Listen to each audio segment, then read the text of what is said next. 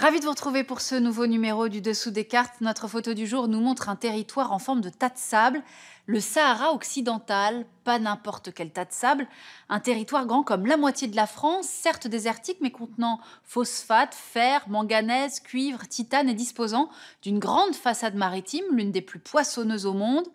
Le Sahara occidental qui a connu une histoire mouvementée, d'abord colonie espagnole, puis annexée en 1975 par la Mauritanie et le Maroc, ce dernier considérant toujours aujourd'hui que ce territoire fait partie intégrante de son royaume. En fait, et c'est tout le problème, nous allons le voir, le Sahara occidental met face à face deux puissances régionales, le Maroc, on l'a dit, et sa voisine et rivale de toujours, l'Algérie, qui parraine le Front Polisario, ce mouvement politique et militaire qui réclame l'indépendance des Sahraouis, le tout dans une zone de tension aux portes du Sahel. Alors pour y voir plus clair et sans prendre parti, reprenons l'histoire depuis le début et sortons les cartes. Le Sahara occidental a une superficie de 266 000 km², soit la moitié de la France. Il est frontalier au nord du Maroc, 446 000 km², au nord-est de l'Algérie, puis sur près de 1600 km de la Mauritanie. Sans oublier plus de 1000 km de côte atlantique, enjeu important, on y reviendra. Le Sahara occidental a un climat désertique et ne possède aucun cours d'eau permanent. Il est par ailleurs très peu peuplé. 600 000 personnes environ y vivent, dont des tribus anciennement nomades, sédentarisées dans les villes de Laayoune, 210 000 habitants, Dakhla, 100 000 habitants, Smara et Boujdour. Le Sahara occidental a de nombreux atouts. Ses côtes poissonneuses, en 2017, plus d'1 million de tonnes de poissons y ont été vendues, soit les 3/4 de la pêche marocaine. Le Sahara est riche en phosphate, dont le Maroc est le premier producteur mondial. Il est riche en gisements d'or, de cuivre, d'uranium et de terres rares, sans oublier des zones de prospection de pétrole en mer et de gaz de schiste au nord-est. Alors commençons par faire un peu d'histoire. De 1884 à 1975, le Sahara occidental est un protectorat espagnol. Mais à l'heure de la décolonisation, le Maroc, indépendant depuis 1956, et la Mauritanie depuis 1960, revendiquent tous les deux ce territoire où l'on vient par ailleurs de découvrir du phosphate. Quant aux habitants, les Sahraouis, une partie d'entre eux est prête à se battre pour l'indépendance. L'ONU adopte également une résolution en faveur de l'autodétermination des Sahraouis. Face à la répression de l'Espagne qui défend sa colonie, les indépendantistes créent en 1973 le Front Polisario, d'après le nom historique de deux régions du Sahara occidental actuel. D'inspiration socialiste, le Polisario est soutenu par l'Algérie, ravie d'affaiblir son voisin marocain, qui jusqu'en 1969 revendiquait aussi la région de Tindouf. Le 6 novembre 1975, le roi Hassan II décide de mobiliser les Marocains et lance sa Marche verte. 350 000 Marocains, encadrés par l'armée, pénètrent dans le Sahara espagnol. Le territoire est bientôt partagé entre le Maroc et la Mauritanie, qui occupent le sud, malgré les condamnations de l'ONU. Cette démonstration d'unité nationale a pour Hassan II l'objectif de renforcer son pouvoir autoritaire. L'Espagne, en pleine fin de règne franquiste, laisse faire pour se maintenir à Ceuta et à Melilla. Des dizaines de milliers de Sahraouis vont fuir vers l'Algérie, qui va devenir la base arrière de la République arabe sahraoui démocratique, la RASD, proclamée en 1976. En 1978, l'armée du Polisario défait la Mauritanie.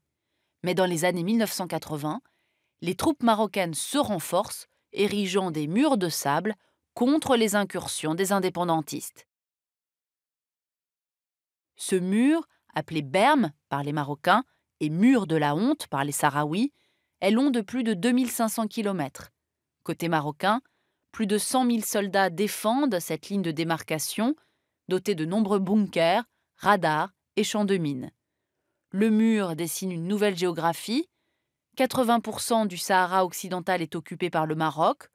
Le reste est sous contrôle du Polisario, qui parle de territoire libéré. Sous pression américaine, l'ONU va négocier en 1991 un cessez-le-feu, supervisé par la MINURSO. Elle doit aussi organiser le futur référendum d'autodétermination prévu par l'accord. Alors un référendum est sans cesse repoussé puisque personne n'est d'accord sur la composition du corps électoral et surtout, le Polisario et l'Algérie exigent toujours l'autodétermination prévue par l'ONU. Le Maroc, qui a fait du Sahara une cause nationale, propose au mieux une autonomie élargie du Sahara occupé. Quant aux Sahraouis, leur identité est en pleine recomposition en raison notamment des migrations internes marocaines. Les cartes portent les marques de ce conflit. Depuis 1975, aucun État n'a reconnu l'annexion du Sahara occidental par le Maroc.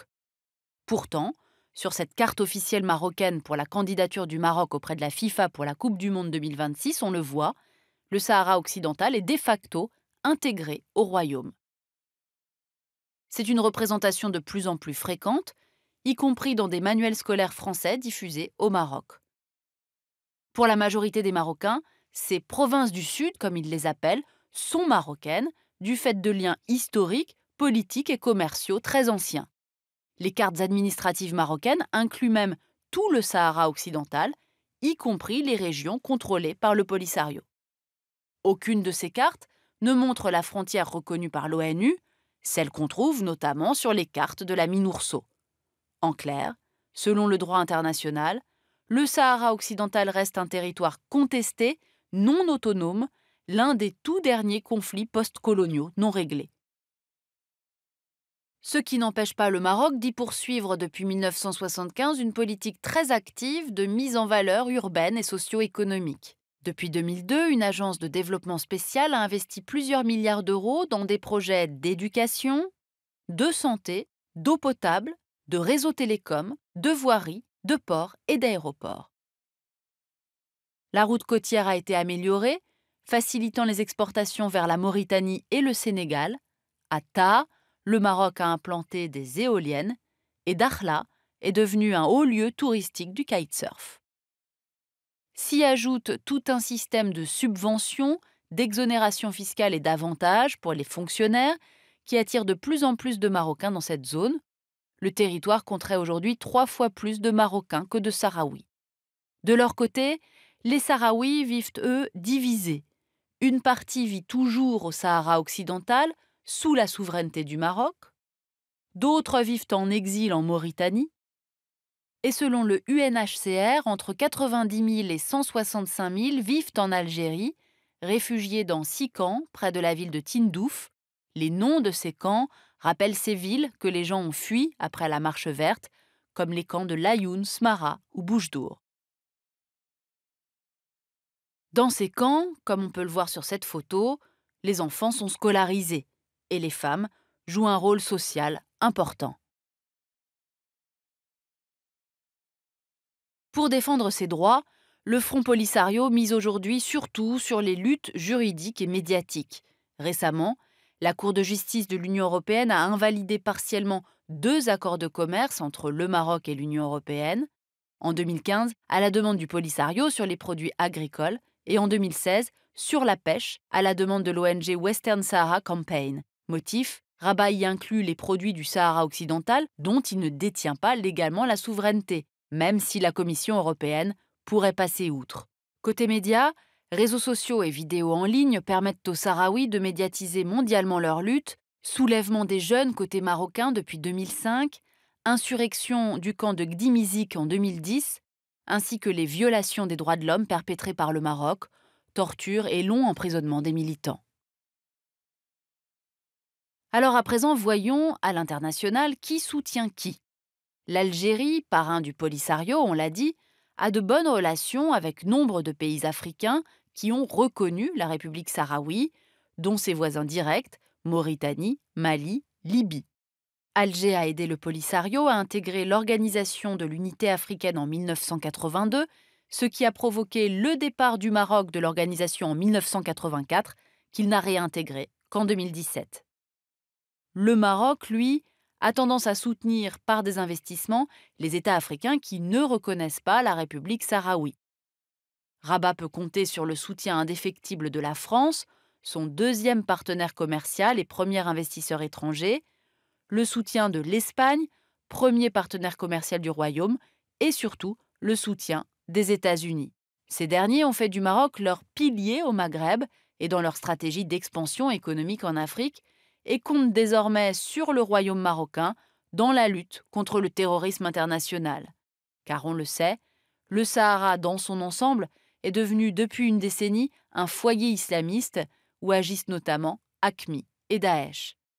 Rabat en profite pour dénoncer le danger de radicalisation des jeunes Sahraouis désœuvrés dans les camps inhospitaliers, loin de tout et dépendant d'une aide de l'ONU en baisse, ce que le Polisario dément fermement. Plus que jamais aujourd'hui, le Sahara occidental apparaît comme un conflit ensablé. Seule lueur d'espoir, en avril 2018, l'ONU a enfin exigé un compromis rapide, 6 mois, pour régler la question du Sahara occidental. Reste maintenant à s'entendre sur la sémantique.